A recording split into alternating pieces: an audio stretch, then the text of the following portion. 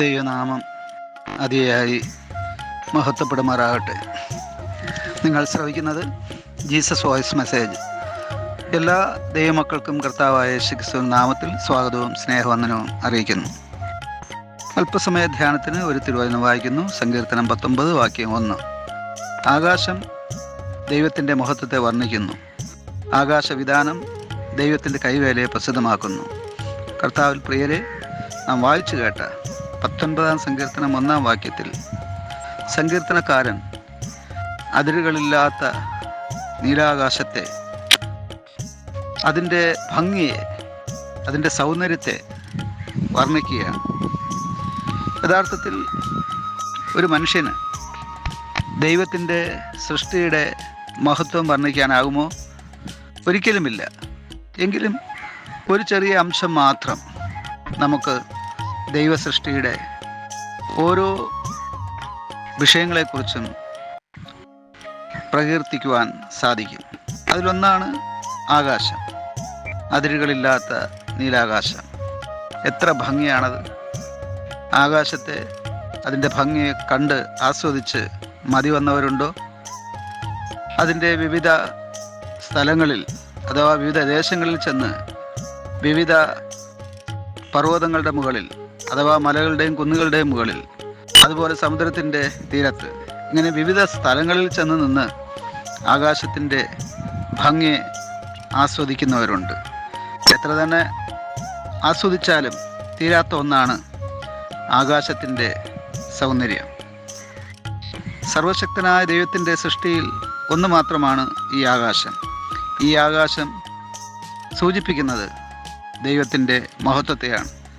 വലിയവനായ ദൈവത്തിൻ്റെ ആ സർവശക്തിയുള്ള കരവേലയാണ് ആകാശമെന്ന് തിരുവചനം വളരെ വ്യക്തമായി പഠിപ്പിക്കുന്നു.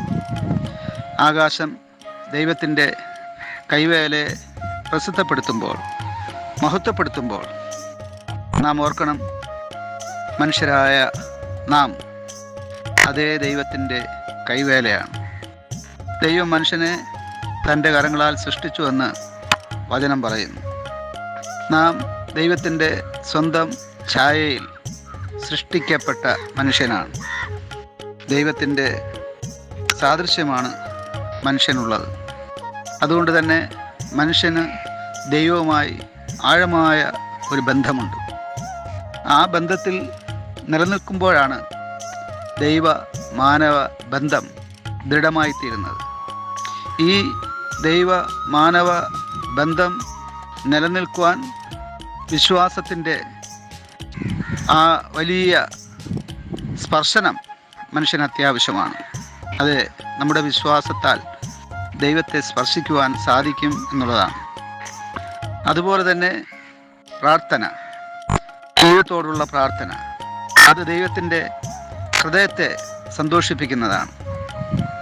അതുപോലെ തന്നെയാണ് ദൈവത്തെ ആരാധിക്കുക എന്നുള്ളത്. നാം ദൈവത്തെ ആരാധിക്കുമ്പോൾ ദൈവനാമം മഹത്വപ്പെടുന്നു. അതിലൂടെ ദൈവത്തിൻ്റെ വിടുതലിൻ്റെ, ദൈവത്തിൻ്റെ അനുഗ്രഹത്തിൻ്റെ, ദൈവത്തിൻ്റെ ആശീർവാദത്തിൻ്റെ, ദൈവത്തിൻ്റെ ശക്തിയുടെ, ദൈവത്തിൻ്റെ അഭിഷേകത്തിൻ്റെ ആത്മാവ് നമ്മുടെ മേൽ പെയ്തിറങ്ങുന്നു. ഇങ്ങനെ ദൈവത്തെ വിശ്വാസത്താലും പ്രാർത്ഥനയാലും ആരാധനയാലും നാം സന്ധിക്കുമ്പോൾ അഥവാ സ്പർശിക്കുമ്പോൾ ദൈവത്തെ മഹത്വപ്പെടുത്തുകയാണ്, ദൈവത്തെ മഹിമപ്പെടുത്തുകയാണ്. ആകാശം മാത്രമല്ല, ഈ ആകാശത്തിലുള്ള സകല ഗ്രഹങ്ങളും, സകല നക്ഷത്രങ്ങളും, സൂര്യനും ചന്ദ്രനും, അതുപോലെ ഭൂമിയിലുള്ള സകല ചരാചരങ്ങളും വിളിച്ചറിയിക്കുന്നത് ഈ ദൈവത്തിൻ്റെ മഹിമയാണ്, മഹത്വമാണ്. അത് വർണ്ണിക്കാനാകില്ല. എത്ര വർണ്ണിച്ചാലും അതിന് ഒരു അവസാനവും ഉണ്ടാകുകയില്ല. എങ്കിലും മനുഷ്യരായ നമുക്ക് ഒരംശമെങ്കിലും സർവശക്തനായ ദൈവത്തിൻ്റെ ആ മഹത്വത്തെ, ആകാശത്തെ നോക്കിക്കൊണ്ടും ഭൂമിയെ നോക്കിക്കൊണ്ടും സമുദ്രത്തെ നോക്കിക്കൊണ്ടും നക്ഷത്രങ്ങളെ നോക്കിക്കൊണ്ടും സൂര്യനെയും ചന്ദ്രനെയും ദൃശ്യവും അദൃശ്യവുമായി നമ്മുടെ മുമ്പിലുള്ള സകലത്തെയും, പ്രത്യേകിച്ച് അദൃശ്യ സൃഷ്ടിയാണല്ലോ കാറ്റ് നാം അനുഭവിക്കുന്നുവെങ്കിൽ നമുക്ക് കാണാനായിട്ട് സാധിക്കുകയില്ല. ഇങ്ങനെ ദൃശ്യവും അദൃശ്യവുമായ സകല ചരാചരങ്ങളും ദൈവത്തിൻ്റെ സൃഷ്ടിയാണ്. അതൊക്കെ ദൈവത്തെ മഹത്വപ്പെടുത്തുകയാണ്, ദൈവത്തിൻ്റെ ആ വലിയ മഹത്വത്തെ പ്രകീർത്തിക്കുകയാണ്. അങ്ങനെയെങ്കിൽ സൃഷ്ടിയുടെ മകുടമായ നാം ദൈവത്തെ മഹത്വപ്പെടുത്തുവാൻ, മഹിമപ്പെടുത്തുവാൻ, ദൈവത്തിൻ്റെ സൃഷ്ടിയുടെ മഹിമയെ കീർത്തിക്കുവാൻ എത്ര കടപ്പെട്ടവരാണെന്നുള്ള ബോധ്യം നമുക്ക് അനുനിമിഷം ഉണ്ടാകേണ്ടതാണ്. അതുകൊണ്ട് ആകാശം ദൈവത്തിൻ്റെ മഹത്വത്തെ വർണ്ണിക്കുന്നത് പോലെ, ആകാശവിധാനം ദൈവത്തിൻ്റെ കൈവേലയെ പ്രസിദ്ധമാക്കുന്നത് പോലെ നമുക്കും ദൈവത്തിൻ്റെ മഹിമയെ വർണ്ണിക്കാം, ദൈവത്തിൻ്റെ കൈവേലയെ പ്രസിദ്ധമാക്കാം.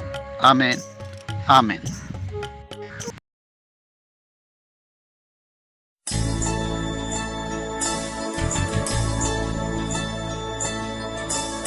ഒരു കോടി ജന്മമേ ഭൂമിയിൽ തന്നാലും, ഒരു കോടി നാവെനിക്കേകിയാലും,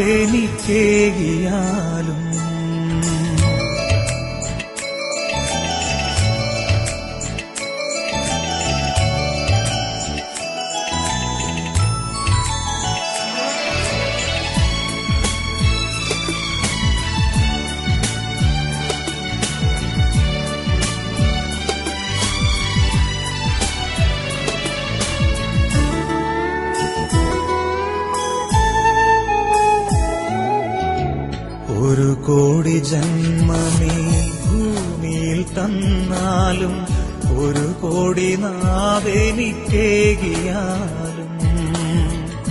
ഒരു കോടി ജന്മമേ ഭൂമിയിൽ തന്നാലും, ഒരു കോടി നാവെനിക്കേകിയാലും,